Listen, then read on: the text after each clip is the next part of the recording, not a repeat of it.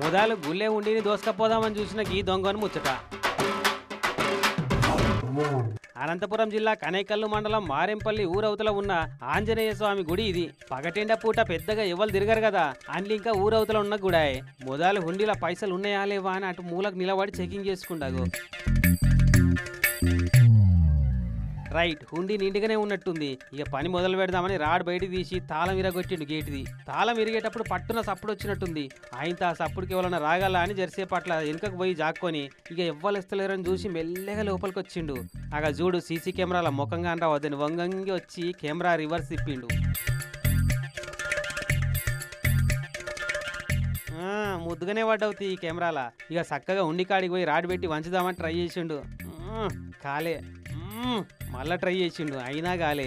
అప్పటికే చేతులు వణుకుడు పెట్టినట్టున్నాయి. ఆలస్యం అవుతుంది కదా కాకయ్యకు. ఇంకా ఆలస్యం చేస్తే ఎవరన్నా వచ్చి దొరకబట్టి ఈ బల కొడతారని కెమెరా ఊడబెట్టుకొని పోయినట్టు ఆయన తనలో ఏడ రికార్డ్ అయినో అని. కానీ వీడియో రికార్డ్ చేసి దాచిపెట్టుకునే DVRని తీసుకుపోవడం మర్చిండు. ఎంత తెలివి తక్కువ దొంగోడో చూడు వీడు. ఇక తెల్లారి గుడి అయ్యవారు వచ్చి చూస్తే దొంగతనం జరిగిందన్న సంగతి అర్థమై పోలీసు వాళ్ళకి కంప్లైంట్ ఇస్తే వీని ముఖం చూసి దొరకబట్టే పనులే పడ్డరట. ఇక అదట్లా పెడితే గీడ తాడితోని చెట్టుకు కట్టేసిన దొంగని కథ చూడు. కర్నూలు జిల్లా ఆదోని YPR కాలనీల పట్టపగటిలే గూల్యం రమేష్ అనట ఆయన ఇంట్లో వాడి 7 తులాల నగలు 5 తులాల పట్టగొలుసులు తీసుకొని అవతల పడ్డాడు. గాని బయటకు వచ్చినాక గల్లీలో నిలబడ్డ యూత్ పిల్లగాలను చూసి ఒకటే ఉరుకుడు పెట్టినట. అగ్గో వీడు మనల్ని చూసి ఎందుకు ఉరుకుతుండు, అసలు ఎటుకేలు వచ్చిండని ఎంటవాడి దొరకబట్టి మంచిగా దేహశుద్ధి చేసి తాడితో చెట్టుకు కట్టేసి పోలీసు వాళ్ళకి అప్పచెప్పిర్రు.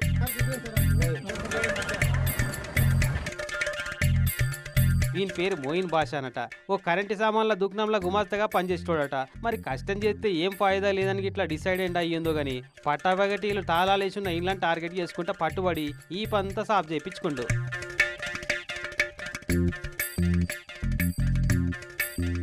కానీ ఏందోనుల్లా ఈ నడమ చెడమోపైతున్నారు దొంగలు. పెట్టుబడి పెట్టే పని లేదు, కష్టపడి చదువుకొని పరీక్షలు రాసి పాస్ అయ్యి ఉద్యోగాలు సంపాదించే అక్కర్లేదు. ఇవ్వాలి తాన పర్మిషన్ తీసుకునే పని లేదు, డైరెక్ట్ గా దొంగతనాలు చేయొచ్చు. అందుకే ఇగబడుతున్నారేమో.